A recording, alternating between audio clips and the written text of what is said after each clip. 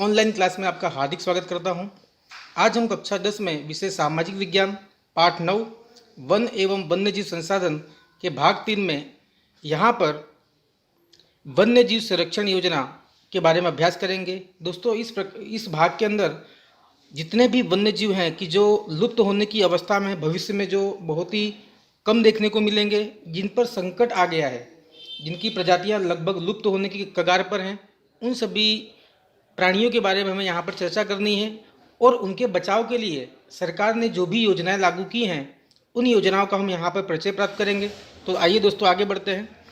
भारत में वन्य जीवों के संरक्षण के लिए कुछ विशिष्ट योजनाओं का अमलीकरण किया गया है। इन योजनाओं के अंतर्गत संकटापन्न यानी संकट जिन प्रजातियों पर आया हुआ है एवं जो भविष्य में लुप्त होने की कगार पर हैं, ऐसी प्रजातियों के संरक्षण के लिए सरकार ने कुछ विशिष्ट योजनाएं प्रारंभ की है। तो आइए दोस्तों, उन महत्वपूर्ण योजनाओं के बारे में हम जरा संक्षिप्त में परिचय प्राप्त करें। पहला है बाघ परियोजना। तो दोस्तों, हमारे देश के अंदर सबसे अधिक अगर शिकार किसी प्राणी का होता हो तो वो है बाघ। खास करके जो उसकी खाल और जो नाखून हैं, उनकी अंतर्राष्ट्रीय बाजार में बहुत ही कीमत होती है। तो इस अधिक कीमत को प्राप्त करने के लिए जो लालची मनुष्य है वो इनका शिकार करता है। तो आइए दोस्तों, देखते हैं कि सरकार ने इनके बचाव के लिए क्या प्रयत्न किया है। एक अंदाज के अनुसार 20वीं सदी के प्रारंभ में भारतीय जंगलों में लगभग दोस्तों 40,000 से ज़्यादा बाघ पाए जाते थे।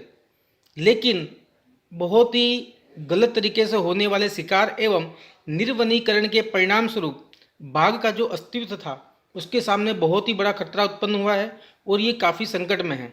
ऐसी स्थिति में 1971 में बाघ को बचाने के उद्देश्य से सरकार द्वारा यह परियोजना शुरू की गई। इसके आधार पर बाघ के प्राकृतिक आवासों को, यानी कि जहाँ पर बाघ रहते हैं, ऐसे प्राकृतिक आवासों को सुरक्षित एवं उसके पर्यावरणीय संतुलन को बनाए रखने के लिए सरकार ने राष्ट्रीय स्तर पर श्रृंखलाबंद यानी कि एक के बाद एक बहुत सारे कदम उठाए हैं। वर्तमान समय में बात की जाए तो देश में कुल मिलाकर 44 क्षेत्र ऐसे हैं कि जहां पर बाघ परियोजना को लागू किया गया है। यानी कि ये सारी की सारी जो 44 क्षेत्र हैं, यहाँ पर बाघ को सुरक्षा प्रदान की गई है और बाघ यहाँ पर प्राकृतिक निवास में विचरण कर सकते हैं। आगे देखते हैं। देखिए यहाँ पर दूसरा है हाथी परियोजना। 1992 में इस प्रोजेक्ट का आरंभ किया गया था। इसका मुख्य उद्देश्य जो था वो हाथियों को सुरक्षा देना था, क्योंकि हाथियों का जो शिकार था उनके दांत को प्राप्त करने के लिए बहुत ही ज़्यादा हो रहा था, बराबर। तो हाथी की सुरक्षा हो सके इसके लिए 1992 में इस चीज़ पर ध्यान दिया गया और हाथी परियोजना 1992 में लागू की गई। उनके प्राकृतिक आवासों में संरक्षण देने का तथा अनेक प्राकृतिक निवास उनके स्थानांतरण के मार्ग, जिसे हम कॉरिडोर का रक्षण करने का है। वर्तमान समय में देखा जाए तो कुल मिलाकर देश में 26 जितने संरक्षित विस्तार नक्की किए गए हैं कि जहां पर इन हाथियों की सुरक्षा की जाती है। इस योजना के अमलीकरण के बाद जंगलों में हाथियों की संख्या में वृद्धि हुई है। यानी कि देखा जाए तो हाथी परियोजना जिस उद्देश्य से लाई गई थी उसमें सफलता मिलती हुई दिखाई दे रही है। इसके उपरांत यह योजना पालतू हाथियों के लालन पोषण के लिए भी काम करती है। आइए देखते हैं यहाँ पर जानने योग्य कुछ बात दी गई है। चीता, तो भारत के जंगलों में संपूर्ण नाम शेष यानी कि खत्म ही हो चुके हैं, अब कहीं भी ये पाए जाते नहीं हैं। वर्तमान समय में ये प्राकृतिक निवास में सिर्फ अफ्रीका में ही पाए जाते हैं। यानी पूरे विश्व में सिर्फ देखा जाए प्राकृतिक निवास का मतलब है जंगलों में, सिर्फ ये अफ्रीका में ही पाए जाते हैं। भारत में ये बंधनावस्था का मतलब जिसे हम कहते हैं जू अथवा जिसे हम प्राणी संग्रहालय कहते हैं। तो आज चीता जो है वो भारत के सिर्फ प्राणी संग्रहालय में ही पाया जाता है। आगे देखते हैं दोस्तों। गेंडा परियोजना। यह परियोजना एक सिंगी भारतीय गेंडे के संरक्षण के लिए बनाई गई है, क्योंकि ये जो उसकी सींग होती है दोस्तों, एक सिंगी गेंडे की जो ये सींग होती है, उस सींग के अंदर कुछ आयुर्वेदिक तत्व पाए गए हैं कि जो बीमारियों को मिटाने में बहुत ही सहायक होते हैं। तो उसे प्राप्त करने के लिए गेंडे का शिकार किया जाता है। तो इनकी संख्या में भी बहुत ही तेज़ी से कमी आ रही थी। इस कारण से इस योजना को लाया गया। भारत में अधिकांशतः गेंडे जो है वो असम राज्य में पाए जाते हैं। खास करके जो दलदली विस्तार है असम का, उस दलदली विस्तार में गेंडा परियोजना को लागू किया गया है, क्योंकि दलदली विस्तार में ही इनको एक प्राकृतिक निवास स्थान प्राप्त होता है। तदुपरांत पश्चिम बंगाल के सुंदरवन में भी इसकी मर्यादित संख्या मिली है।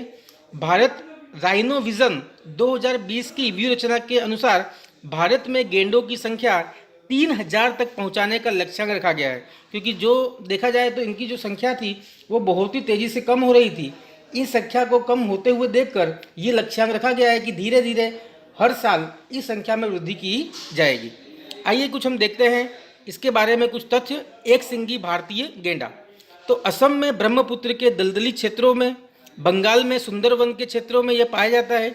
इसके सींगों में से दवा बनाने के लिए इसका शिकार होता है। यह एक तृणाहारी प्राणी है जीव। दोस्तों ध्यान रखिएगा, गेंडे को देखकर ऐसा लगता है कि ये मांसाहारी होगा क्योंकि ये इतना भयानक लगता है, लेकिन हकीकत में देखा जाए तो ये एक तृणाहारी प्राणी है। ये घास खाकर अपना जीवन व्यतीत करता है। संरक्षण के प्रयासों से देखा जाए, यानी सरकार ने जो ये गेंडा परियोजना लागू की है उसके परिणाम स्वरूप इसकी संख्या में भी देखा जाए तो काफ़ी बढ़ोतरी देखने को मिली है। तो आइए आगे देखते हैं अब। ये घड़ियाल परियोजना है। तो दोस्तों ये घड़ियाल क्या होती है? तो ये घड़ियाल जो है एक मगर की प्रजाति है, यानी देखने में देखा जाए तो ये मगर से मिलती जुलती है। और ये खास करके जो मीठे पानी, अब मीठे पानी कहाँ मिलता है दोस्तों? तो मीठा पानी ये हमें नदियों में मिलता है। तो खास करके जो घड़ियाल है वो नदियों में पाई जाती है, तालाबों में जल्दी ये देखने को मिलती नहीं है। मीठे पानी में पाई जाती मगरों की यह प्रजाति 1970 के दशक में लुप्त होने की कगार पर थी। तब भारत सरकार ने समय रहते इस पर ध्यान दिया और यह परियोजना चालू की। आगे देखते हैं, 5वीं परियोजना है गीध परियोजना। तो गीध से आप सभी जानते हैं, गीध क्या है? एक प्राकृतिक सफाई कर्मचारी है। गीध को प्रकृति का सफाई कर्मचारी क्यों कहा जाता है इसको मैं आपको बताता हूँ। जैसे कि जंगलों में या कहीं पर भी कोई प्राणी मर जाता है और इसका मृत शरीर पड़ा होता है, तो ये जो गीध होते हैं ऐसे मरे हुए प्राणियों के शरीर के मांस को नोच नोच कर खा जाते हैं और उन्हें क्या करते हैं, उस कचरे को समाप्त कर देते हैं। इसलिए गीध को एक प्रकृति का सफाई कर्मचारी कहा जाता है, क्योंकि अगर उस मरे हुए प्राणी के मांस को ना खाया जाए अथवा वो समाप्त ना हो तो आसपास के क्षेत्रों में काफ़ी दुर्गंध फैला देता है। तो ये उस मांस को खाकर दुर्गंध फैलने से बचाता है, इसलिए इसको प्रकृति का सफाई कर्मचारी कहा गया है। तो गीध प्रकृति का सफाई कर्मचारी है क्योंकि ये मरे हुए पशुओं के मांस को खाता है। भारत में गीध की कुल मिलाकर देखा जाए तो 9 प्रजातियां भारत में पाई जाती हैं। गीधों की संख्या में हुए असाधारण कमी के कारण 2004 में यह योजना शुरू की गई। तो दोस्तों भारत में कुछ विस्तार ऐसे हैं कि जहां पर गीधों की संख्या बहुत ही तेजी से कम हुई है, तो इस बात पर ध्यान देते हुए सरकार ने यह गीध परियोजना लागू की थी। आइए आगे देखते हैं। अब आता है हिम तेंदुआ परियोजना। हिम तेंदुआ जो ये हिमालय के क्षेत्र में पाया जाता है, क्योंकि इससे बर्फीली जो वादियाँ होती हैं, बर्फीले जो प्रदेश होते हैं, ठंडे प्रदेश होते हैं, ऐसे मौसम में ही ये अपने जीवन को टिकाए रख सकता है। तो देखते हैं इसके बारे में। हिमालय में लगभग 3000 मीटर की ऊंचाई पर दिखने वाली यह प्रजाति बर्फ में रहती है। स्थानीय लोग इसे हिम तेंदुए के बारे में हिम तेंदुए के नाम से जानते हैं। हिम तेंदुए के बारे में जानकारी बढ़े और इसके संरक्षण के लिए लोग जागरूक हो, इस उद्देश्य से 2000 यानी कि साल 2000 में यह परियोजना का प्रारंभ किया गया था। इसके उपरांत कश्मीरी हंगुल परियोजना, लाल पांडा परियोजना, मणिपुर में पाई जाने वाली एक विशेष प्रकार की हिरण की प्रजाति की जो सिर्फ मणिपुर में ही पाई जाती है, तो थामिल परियोजना, गंगा ब्रह्मपुत्र नदी में पाई जाने वाली गंगा डॉल्फिन परियोजना भी कार्यरत है। आगे देखते हैं दोस्तों। अब यहाँ देखिए अभ्यारण्य, राष्ट्रीय उद्यान एवं जैव आरक्षित क्षेत्र। तो दोस्तों ये तीनों में फ़र्क क्या है? देखिए कहने का तात्पर्य मेरा ये है कि तीनों के तीनों जो शब्द हैं, ये अभ्यारण्य, राष्ट्रीय उद्यान और जैव आरक्षित क्षेत्र, ये तीनों पर्यावरण यानी कि वन और वन्य जीव को बचाने के लिए एक प्रकार का सरकार द्वारा किया गया प्रयास है। तो आइए इसके बारे में जब हम परिचय प्राप्त करते हैं। वन्य जीवों के संरक्षण के उद्देश्य से अभ्यारण्य, राष्ट्रीय उद्यान या जैव आरक्षित क्षेत्रों की स्थापना की जाती है। ये तीनों शब्द एक दूसरे के पर्याय माने जाते हैं, लेकिन इनमें क्या है, अंतर है। तो आइए इनका परिचय प्राप्त करके इस अंतर को समझने का हम प्रयत्न करते हैं। पहले बात करते हैं हम अभ्यारण्य की। तो अभ्यारण्य किसे कहते हैं? निश्चित मात्रा में मानव प्रवृत्तियों को अनुमति दी जाती है, यानी यहाँ पर मनुष्य का आना जाना बराबर, कुछ जो चीज़ें हैं वहाँ पर यानी अभ्यारण्य में उन चीज़ों को मनुष्य के लिए खोला जाता है। मनुष्य वहाँ पर आ जा सकता है और इजाज़त लेकर वो विहार भी कर सकता है, वहाँ की वनस्पतियों को प्राप्त भी कर सकता है, अपने पालतू प्राणियों को चरा भी सकता है। तो ऐसी जो कुछ मानव जो प्रवृत्तियाँ हैं उसको वहाँ पर अनुमति मिलती है। सत्ताधिकारी से अनुमति प्राप्त कर पालतू पशुओं को चराने की छूट प्राप्त की जा सकती है अभ्यारण्य के अंदर। वन्य जीव अभ्यारण्य की स्थापना किसी एक विशेष प्रजाति के लिए की जाती है, जैसे कि मैंने बात की बाघ परियोजना। तो बाघ परियोजना जैसे कि कोई भी अभ्यारण्य घोषित किया गया है तो उसमें एक जो मेन प्राणी है उस मेन प्राणी की सुरक्षा के लिए अभ्यारण्य घोषित किए, जैसे कि गिर अभ्यारण्य है तो गिर अभ्यारण्य में सिंहों की सुरक्षा के लिए वो अभ्यारण्य बनाया गया है। तो सिंहों के साथ साथ अन्य प्राणियों को भी रखा जाता है, लेकिन मेन अभ्यारण्य किसके लिए बनाया गया है, वो शेर की सुरक्षा के लिए बनाया गया है। उसी प्रकार से जो अभ्यारण्य होते हैं वो किसी एक विशेष प्रजाति की सुरक्षा के लिए बनाए जाते हैं और साथ में अन्य प्राणियों को भी रखा जाता है। अभ्यारण्य की स्थापना राज्य सरकार द्वारा आवश्यक प्रक्रिया द्वारा की जाती है। तो ऐसे ही मैं कुछ आपको यहाँ पर अभ्यारण्यों के नाम बता रहा हूँ, जैसे कि पेरियार अभ्यारण्य, चंद्रप्रभा अभ्यारण्य, एतुर नागरम अभ्यारण्य। ये जो अभ्यारण्यों की जो श्रृंखला है उसमें ये बहुत ही प्रसिद्ध अभ्यारण्यों में से एक है। आइए आगे देखते हैं।